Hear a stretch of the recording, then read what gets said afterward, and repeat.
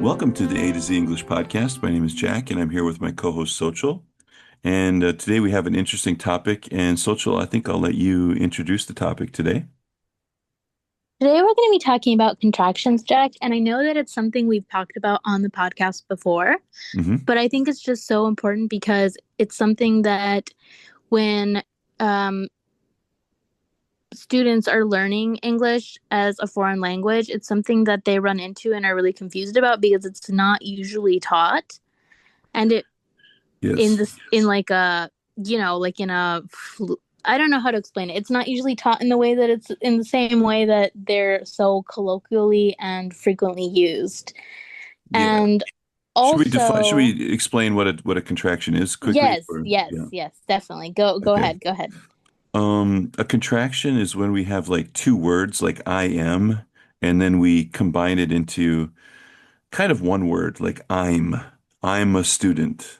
I am Yeah, a and it just student. has a an apostrophe in between. Right, exactly.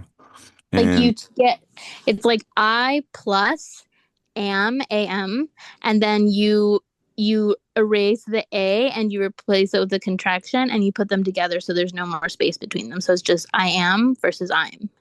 right, exactly. Um, some common ones are I'm, you're, he's, she's, we're, they're. Um, I think there's other ones too, like with he has, he he's or he would, he'd, something like He that. Yeah. it is actually, which is interesting because it's is yeah, it's a short for it is. Hmm. Or um yeah, there for they are. Yeah, exactly. We're for Aren't we are. Yeah. for are not, didn't for did not, a lot of those. Yeah, there's Um, so many contractions, right? there are a lot of contractions and they're Yeah. very frequently used. Like almost everything we can turn into a contraction, we do as native speakers when we're speaking. Yeah. Um, and you might see multiple in one sentence.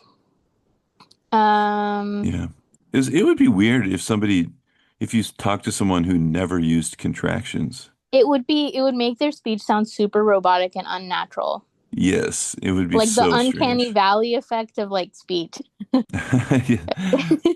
I am talking about, yeah, I don't know. I can't think of an example, but Yeah, yeah, it's it's like weird. Yeah. no, I did not do that is like that's suspicious, you know what I'm saying? It It's really, sounds like a yeah.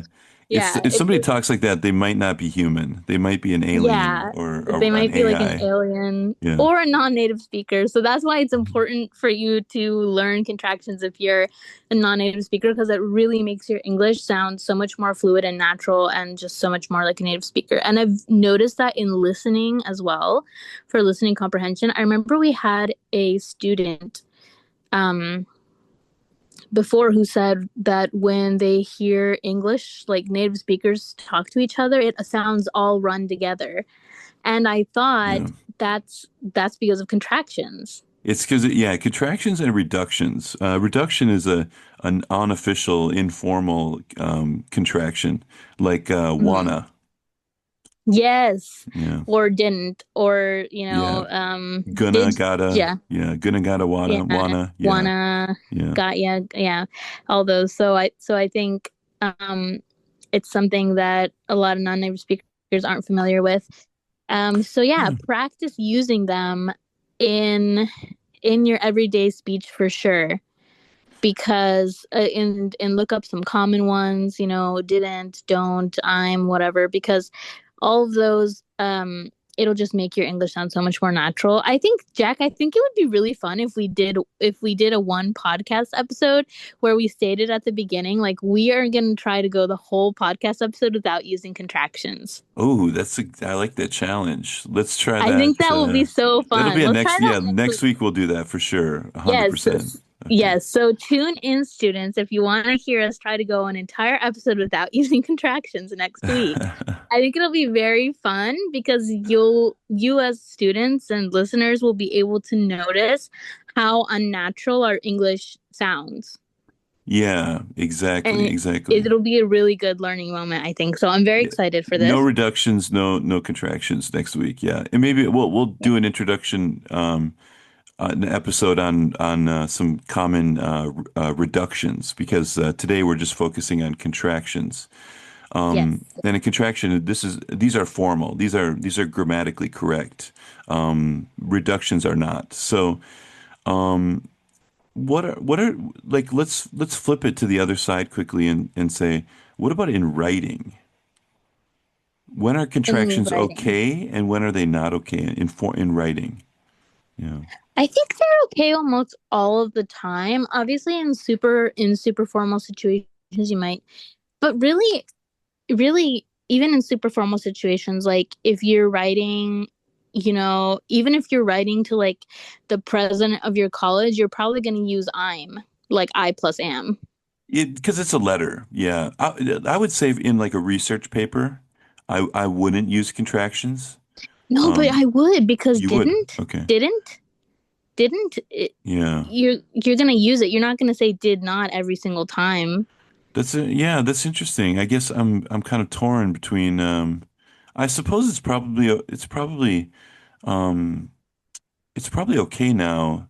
Maybe at one time in the past it wasn't, but it was not. I think, But yeah, it was. yeah.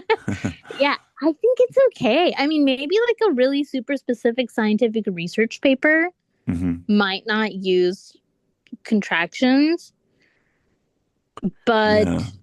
even then, like, even especially for like the social sciences and psychology and stuff, you still see it. I mean, maybe like some like chemistry paper or something, but it's really, I mean, contractions are just, they're everywhere. That they're just Yeah. such an integral part of the English language and the way that we speak. Yeah. So, I mean, you'll see it always. And I think it's also important, like, if you speak really deliberately without using contractions, a lot of times people think you're lying. Oh, it's like a deceptive Yeah, like there was a clue or there was a something. psychology thing that came out some years ago that was like, if someone, typically uses contractions, and if you're talking to someone they typically use contractions, and then suddenly like you're asking them about something and they're like, no, I did not do that, like, it's weird because it's not their typical pattern of speech.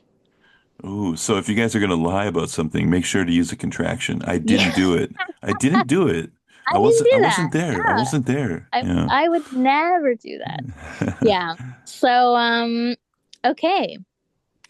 Let us know any questions you have about contractions in the comments down below, students. We love to hear from you guys. We love to hear your questions. Make sure to shoot us an email at the A to Z English Podcast at gmail.com, and make sure to join the WeChat group. And we will see you guys next time. Bye bye. Bye bye.